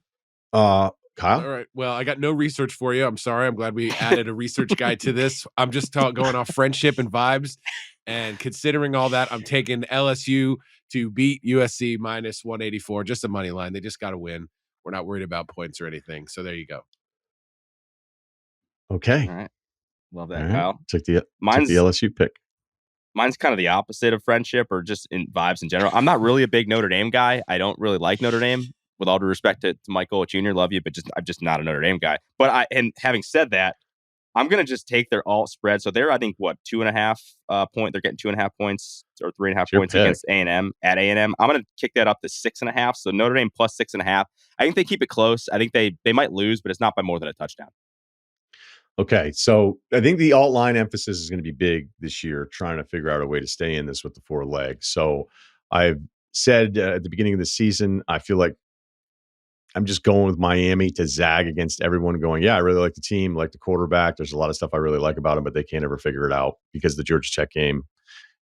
All right, I know it was one of the most embarrassing ways to lose a game. However, against Florida, who their schedule is so brutal that their win total has been probably lower than maybe what people even think. So this even maybe sounds like I'm going with the Gators here of hey, Gators would be home, SEC, all that kind of stuff. But let's alt line this because I believe Miami's favored by 2.5 as of this taping. So let's flip it the other way, Ceruti, to Miami plus 2.5 and plug in the numbers and let us know what we have. Yeah. So again, LSU money line, Penn State minus 3.5 on the alt, Notre Dame plus 6.5 on the alt, and Miami plus 2.5 on the alt. Those 4 legs get you to plus 467, boys. Let's do it. Right back to where we started. I love it. All right. And you can find our Alliance tab up on the FanDuel Sportsbook page, correct? Yep. App, website, wherever you want to find it. It'll be up. Okay. Every week. App, which is even easier than jumping on the old laptop. But got a phone number too, if you want. And then let's make sure that we bet on this too. Yeah, make sure we bet on this and then not keep track of it and never actually put anything on the bet because I think that is a yearly tradition or seasonal tradition where we say, all right, whoever comes in last or whatever has to do something and we never keep track of it. So let's just keep that rolling too as well. Listen, I kept track of the NBA one last year. That's why we know that I won. So what did you get? A sandwich or something? I forget. I'll keep track of this one too. I didn't get anything. I got okay. I don't know. I get emails. No one's doing anything wrong. We are not saying, okay, winner gets this from the other guys. I mean, we keep saying dinner, but we're not going to hang out. Let's be real. Yeah. We'll maybe Philly. Future live show. Well, Philly. Are we all going to be there at Philly? We actually are. Yeah, Oregon got approved. Oregon's going to be there. It's time for a cheesesteak in Philly. I'll tell you that. Yeah. I have stuff going on, so I might not even see you guys. Cool. Yeah.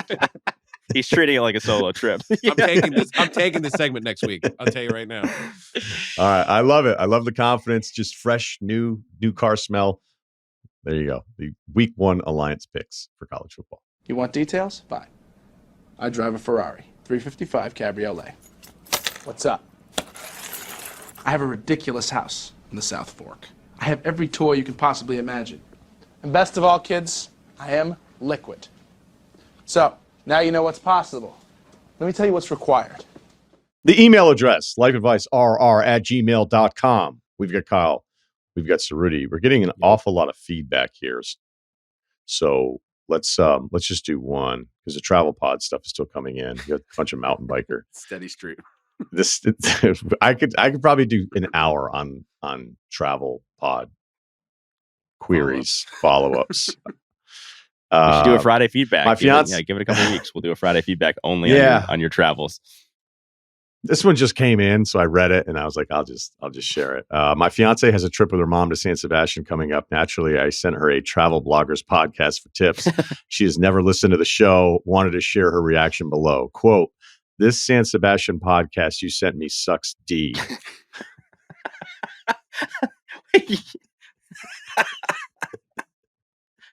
Wow. Okay. All he does is talk about how small the food portions are in the gyms. It's like insane. And then she actually named the guy that was videotaping himself. She knows who he is, I think. He is literally talking about blank in the gym in San Sebastian. There's a million Michelin stars around you. The listener sent a very hearty thank you to us. There's also a bullfight in there just for her. Maybe she didn't make at the it. beginning. Yeah.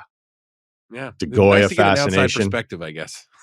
Yeah, right. It keeps the edges sharp, right?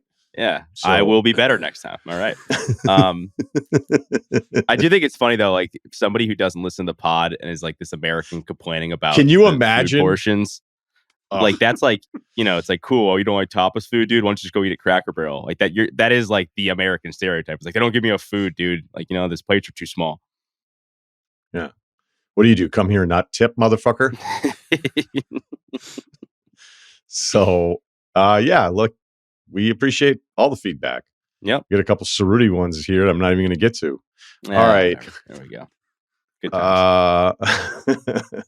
All right. On the travel theme, I don't even know if this works. 6'6", 250, 26-year-old pickup basketball comp, late career Al Harrington, pick and pop threes until my knees give out.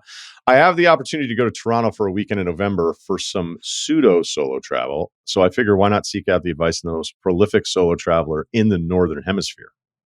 It's pretty high ranking. My girlfriend has tickets to see Taylor Swift in Toronto. By the way, I was trying to figure out the last time I went on a trip with someone. It's so embarrassing. Because somebody asked me, they were like, let's run through it. Let's run through it. Let's go through it. And he was like, take out a pen. And I listed all of these places. And he's like, okay, but when did you go somewhere with someone? Now cross out all the ones where you weren't alone. Right. I'll make excuses and say stuff like, well, I can't bring anybody. The travel pods are really important. They're like, yeah, okay. Some people think I became a screenwriter just because I'm by myself all the time. It's like, I might as well do something with this fucking time. Doug enters hallway. All right. So I have the opportunity to go to Toronto. My girlfriend has tickets to see Taylor Swift in Toronto November 16th. I was originally planning to go to Toronto, not the concert, with her, just to explore the city while she was out.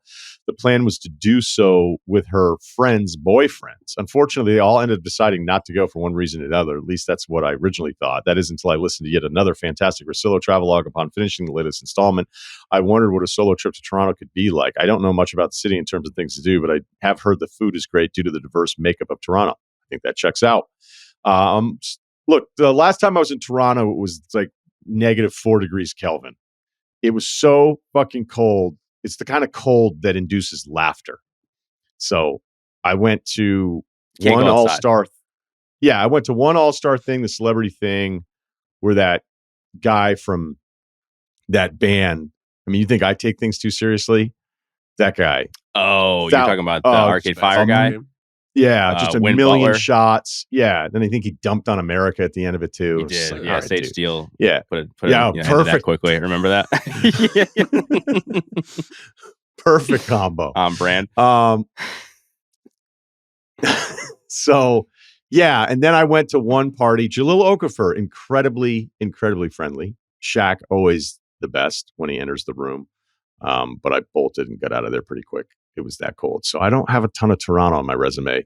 So look, I'm open to starting to try some new things and openly have admitted that I've shied away from traveling outside my comfort zone in the past. While she is technically going with 3 friends, and in theory, all they have is the concert, they do have some other stuff planned. I can't join in on at this point, along with some other stuff I have no interest in joining for.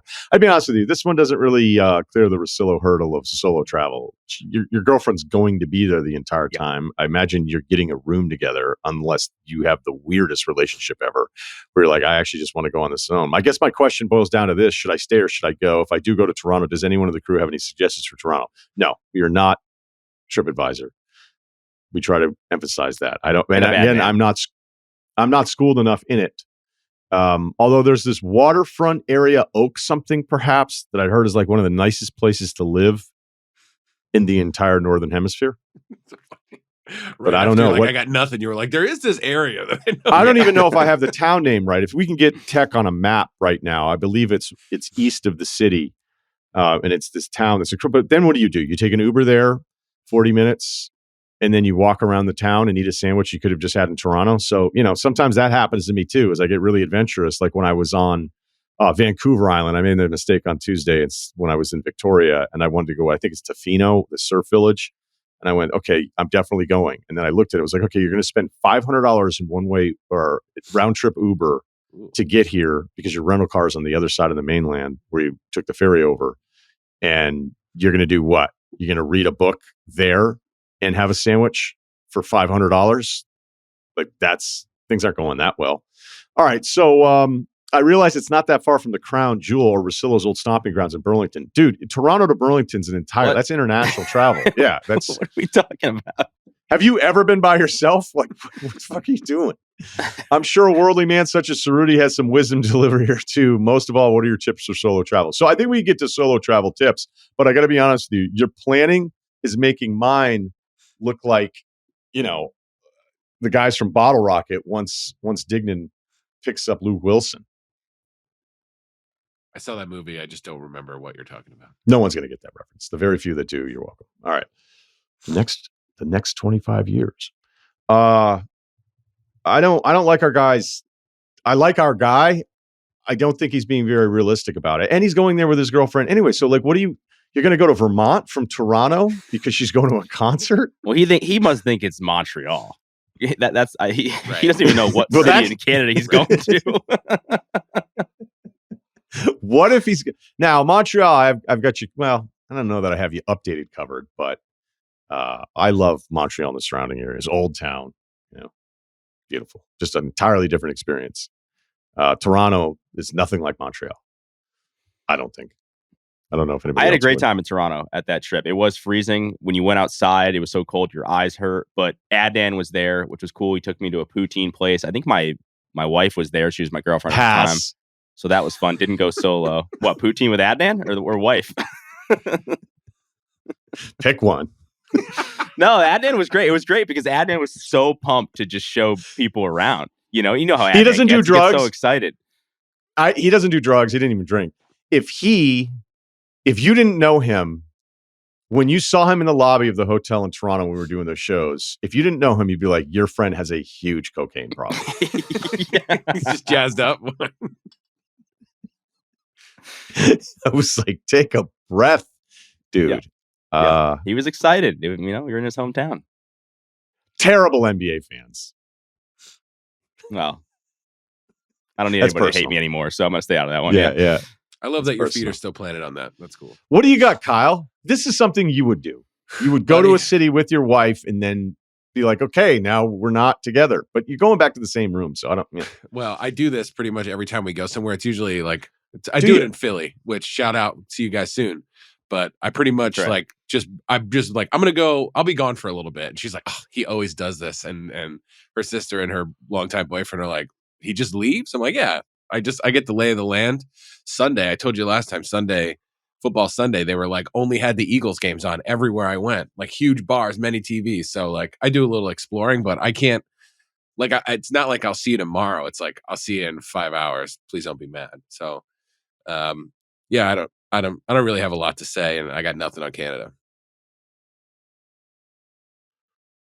It's just not the same thing. It's just not the same thing as Ryan's thing. Hey, look, if you really want to you want to go on the trip, and you're right, it isn't the same thing, so we can put that one to bed. But a major city, like I'm sure there's like look, what you have right now is three guys that don't know anything about Toronto trying to tell a guy what he should do in Toronto. So why don't we just stop talking? Yeah. Next. Okay. All right. Blind one here. Pistons versus Nets honeymoon. 62205, former player in the NBL, still currently play in the NBL 1 second tier Australian league. So we got a real baller on our hands here, and I mean that. Go Breakers. Whose bowl? Breakers bowl. A player comp. Maybe you can judge and give me one. Say whoever you want. Be as honest as you want. Well, we're not going to have time for that right now. But look, he sent us highlights here where he got 30 points in a game against Penrith. Keep that link in his notes app, I bet. Yeah. Pull that shit out. This thing's is actually, I'm really excited about this. All right. So my partner and I are getting married at the end of October, and we're going to America for our honeymoon, going to New York, Nashville, Vegas, basically making it our last big party holiday. You do like to party, I guess. Yeah. Was South Beach booked? So our last big party holiday before we come back to Australia to start a family. I'm a diehard Pistons fan, and I mean diehard. I really mean it. I think I watched 75 out of 82 games last year, which you could say is crazy, but I try defending myself, saying it's because games from the East Coast start at 10 a.m. here, and it's easy to watch in the background at work.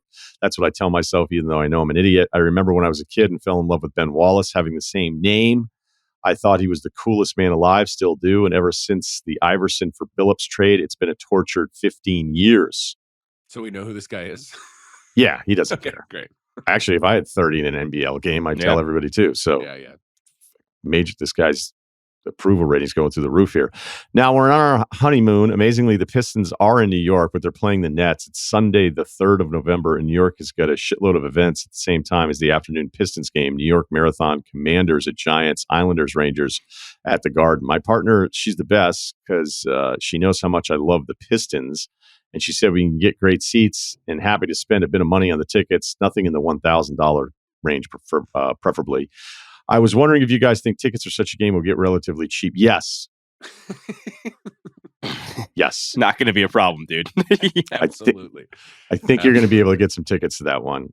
I can't see as many people rushing to see the exciting starting four matchup of Tobias Harris versus Finney Smith. I just wanted to ask you guys, when's the best time to buy tickets to a shit event like this? Still $3,000 for courtside tickets at this rate, and I'm wondering if that price will stay the whole time or closer to the date. Do the tickets get much? Hey, this guy loves the Pistons. He's talking courtside at look, Barclays. Courtside seat for an NBA game is maybe the best seat in sports. It really is. And Stern used to say that, and when he said it, you go, okay, well, clearly he's talking his business up, but I mean, he's right. I don't really know what would be better than that, unless maybe front row at a bullfight, but then some would argue it's the worst seat. It's the worst seat you could have. So splash zone. I know it. Like, look, this guy loves basketball. He's playing professionally. He sold us all on how much he loves the Pistons. So courtside seats to get to see the Pistons in person when he doesn't live here and it's part of the honeymoon swing. Like, I don't want to get into your finances here, but that's still a pretty big commitment. Is there any Sean Marks connection? Right? Like, I don't know. Anyway, all right. So if he's asking, he thinks the price. I think that price will go down. I really do. I agree. Who's buying? What are the chances a courtside seat for the Nets goes up from August to November? Especially a Pistons game. No disrespect. Like, they're probably not no disrespect. Great. Yeah, they'll probably be better, but they're not going to be great. I think you wait it out. What's the worst that happens? You don't sit courtside. You still go to the game. You have good seats somewhere else. I don't know. Yeah, I think I trick myself sometimes into like, I'm really hoping for the good thing, but I'm telling myself, it's sort of like when video games were loading back in PS2. I just tell myself I don't care, so it goes faster. So maybe you plan, like you tell yourself you're going to sit in the, the 100 section mid court sort of deal, and then you just check as you get closer. You're like, fuck, look at this courtside. We can do it. We can pull it off. And then if you don't, then you're like, oh, I was always going to sit courtside anyway. I say just trick yourself. You're going to have a good time either way. You sound like you're a Pistons maniac. So we just said we're not TripAdvisor, and here we go, because you got one more other follow-up, but I think this is important. And also, what would be the better college football game to attend? Yeah, South Carolina at Vanderbilt. No. Even though Vanderbilt Stadium is going through renovations of their stadium, so the atmosphere won't be as good. It won't be as good because it's Vanderbilt. Don't know what to tell you. Hope we don't ever have Nate Bargatze. I've been almost everywhere. It's not good. However, it's 15 minutes from my hotel. Or Mississippi State at Tennessee, which I think the atmosphere is amazing. However, it's 2 hours, 30 minutes. Well, look, if you really want to experience SEC football, look, when Tennessee's right, I'd put it up there with just about everybody. And let's see here. Is Tennessee on like a lake or something? Is that them? It's a river, I believe. Okay, a river. But it's like big. Yeah. It's like right there though, right? Vol Navy. Yeah, it's right there. Sort of. I mean, it's not right there in the way that like the Huskies situation is like one of the most beautiful backdrops going. I would say that to echo the Tennessee thing, if you really want, you're doing New York, you're doing Nashville, you're doing Vegas. Like if you take the drive to Knoxville, you kind of get like the lay of the land of like rural America in a way. I think that's a cool little side trip, little side quest you have on the honeymoon. So I am all for that. Yeah, maybe some Civil War stuff along the way too. Mm-hmm. So just double checking what the maps are saying here. I mean, look, I know how tempting it is to say, well, Vandy's just down the street from my hotel. Like, why would I want to do this? It's not. You're going to go back to Australia being like, people. It's just going to be going like, this SEC thing's the most overrated thing ever. I don't know what the hell those guys are talking about. Get ready for more emails, boys. Bring it on. They know. They know the truth. Yeah, 247. Great baseball. Yeah, great baseball program. There you go. Something Corbin, guys. Legend. Look, when Bushman brought me, and Grant and I went to Missouri, Vandy, and he was like, just so you know, like, I hope your expectations are in the right space here. Tempered. Yeah. And I'll admit, when I walked through all the fraternities, I was kind of like, this is going off. He's like, yeah, but now they're not going to go to the game. Oh. I'm just thinking too, for that? if he goes to a Nets game, a Vandy college football game, and then maybe he tries to sneak in like a Raiders game in Vegas, where I don't think they have a ton of fans there either. That's three tough trips for like atmosphere. Check with the Rays. Are the Rays still playing? Yeah. The A's haven't all right. yet, right? No, I don't think they'll be. Well, that'll be postseason, so both true. will be around. Yeah, don't worry about that. I say, if money, look, everything's sort of a budget here.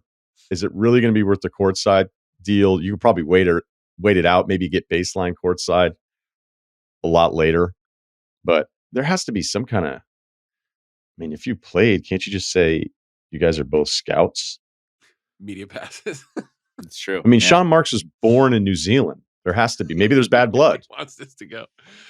Yeah. With the football thing, I would take the temperature of your wife. Like, is she going to be up for a 2-hour trip from your, wherever you're staying, or maybe not? I don't know. She's already sounds like she's really cool with this Pistons-Nets thing. So I don't know. I'd maybe take the temperature of the trip itself at that point. Yeah, the river there is right. The Tennessee River is like right next to downtown, and all that stuff. You see it right when you're going through. I like Knoxville when it's. I like when Tennessee's in that tier of schools where you wonder, like, is this ever going to be what it was there for a while? Tennessee used to have these kind of different advantages with some of the TV stuff. Like whenever you look at like the downfall of some of these programs that were like decade-long runs. But I'll just say, as a neutral observer of things, I like when the Tennessee Vols are in it. Maybe it's just a uniform in the stadium. Who knows? Okay, that'll do it for Life Advice. Thanks to Oregon. Thanks to Kyle. Thanks to Steve. Check out our YouTube page and subscribe to the podcast. Bring your Spotify.